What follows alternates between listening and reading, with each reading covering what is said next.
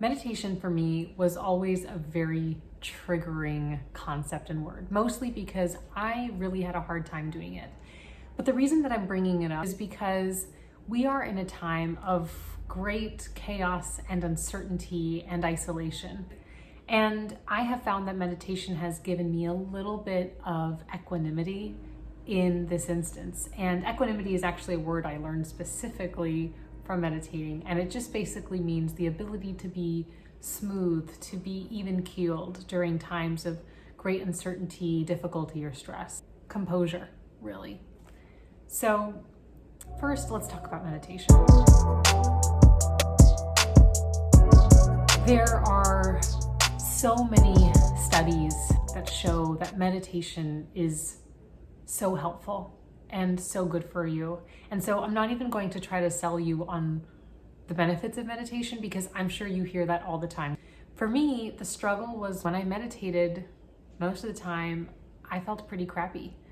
And I thought that meditation was this really beautiful, delicious Zen moment where you're just like, oh, meditating, I feel so good. And actually, those beliefs kept me from doing the work that it takes to meditate and also created a lot of expectations that were never fulfilled. So when I first tried to meditate, I really just tried to do it on my own with an app. I had heard from a lot of friends who had told me that meditation had been game-changing for them. One of my scene partners in my acting class told me that meditation helped him kind of fight a lot of his depressive thoughts. A woman I used to work with told me that meditation calmed her down and helped her feel more alive and tied to her intuition. All these things sounded really good. So I thought, great, I'm going to start meditating. And I downloaded Headspace, but I was never really consistent and I just couldn't get into it. Then I downloaded Calm, which is another wonderful app.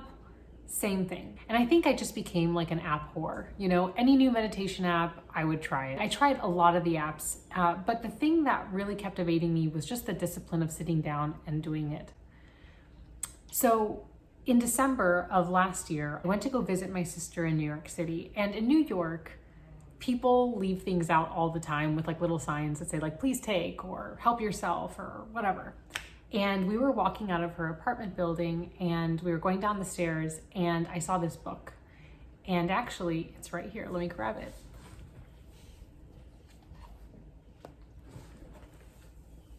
This is the book, Full Catastrophe Living. It was just sitting at the bottom of the staircase. My life felt like a huge catastrophe. My health was really out of balance. I was going through a major transition that was taking a lot of emotional and mental energy. And I just felt kind of lost. And it says full catastrophe living, using the wisdom of your body and mind to face stress, pain, and illness. And I was like, okay, this looks cool, great. So I grabbed it and I started reading it. Whoever donated this book uses essential oils because it smells like lavender. Anyway, so I started reading this book and the book further sold me on the fact that I have to meditate, that it's so good for you, and it's amazing. This program has been proven in studies to help reduce anxiety, improve cognition, alleviate symptoms of depression, improve symptoms of ADHD. I mean, the list goes on and on and on. So I started reading the book. I was having major insomnia during this time, so it was a comfort to me as I lay tossing and turning at night. And I was completely sold. I was like, yes, I need to meditate. I will meditate. Great. And I was super on board until I got to this page that then, tells me that for 8 weeks, I would have to set aside about 45 minutes or an hour a day. I had the best intentions, I really wanted to do it. I took this book back to Miami and it lay on my bedside table for 4 months. Then the pandemic hit. And around that time, about early March, I got an email from my friend. She had taken some meditation class, was now being taught online, and it had a special offer on it. And it was with this teacher that she really loved. And she said, you should totally take this. And so I looked into it, and guess which program it was? It was the MBSR program. At that moment, I thought, okay, We're in the, like, we just started this pandemic. This is showing up in my lap and it's a class. And I've spoken about this in other videos, but I am a socially accountable person.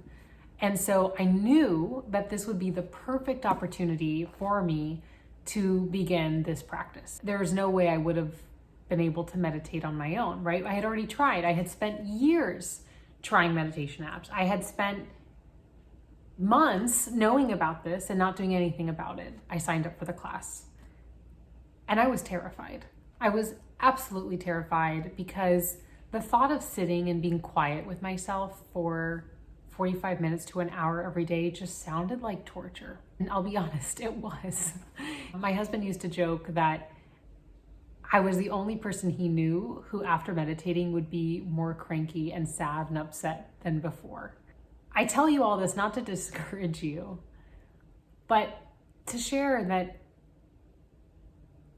I think that a lot of people believe that meditation, as I said earlier, is just this delicious, like, I'm gonna zone out and stop thinking about everything for an hour. And from my personal experience, that's not at all what it is. I see it like weightlifting, you know?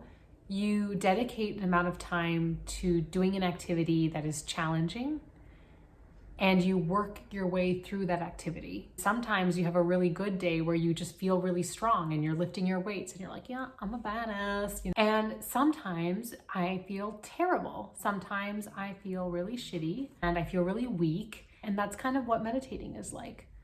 It is a practice. I really like the word practice because it shows that you never really hit some kind of perfection goal or some ideal. I want to read a quote here by Thich Nhat Hanh, who is a very famous monk and meditation teacher. He says, as countless people have discovered over the past 25 years, mindfulness is the most reliable source of peace and joy. Anyone can do it. And it's becoming increasingly clear that not only our health and well-being as individuals, but our continuation as a civilization and a planet depend on it. Anyway, is my life perfect now that I meditate every day? Hell no. And do I feel like I'm grateful and mindful in every moment? No. But it's like saying, are you Arnold Schwarzenegger strength now because you go to the gym and weightlift? No, but the same benefits are there in the sense that I feel my muscles growing. I've noticed that for me, I have to plan to meditate. I have to make time for it and plan a time. If I don't, the day will go by and it'll never happen. And those are usually my worst days. What I have found makes my meditation practice a lot easier is if I do it first thing in the morning. I tend to be very drowsy and very sleepy in the morning. So I will wake up, drink some water, make my bed, do my skincare routine, water the plants, and then I will meditate. So I have a little bit more energy in me. And usually when I just meditate first thing in the morning, it feels really good because I get it out of the way. And I think that when you work on one of the hardest things first thing in the morning and you get it out of the way, it just feels so good. I think there was like a military teacher, like some self-help thing that I had read, like make your bed first thing in the morning. And I do that. But for me, making my bed is pretty easy. So it's not as satisfying. But my meditation practice is that, proverbial making of the bed because it is a hard thing for me to do. And when I get it out of the way, literally every time I think about have I meditated or not, I'm like, yeah, I have, and I just feel this like relief. If you want to have some action at the end of this video, I will challenge you to schedule some time either today or tomorrow to spend some time meditating. And I'll also link to more information about the MBSR program so that you can dig into it a little bit more and see if it's for you. Peace. Bye.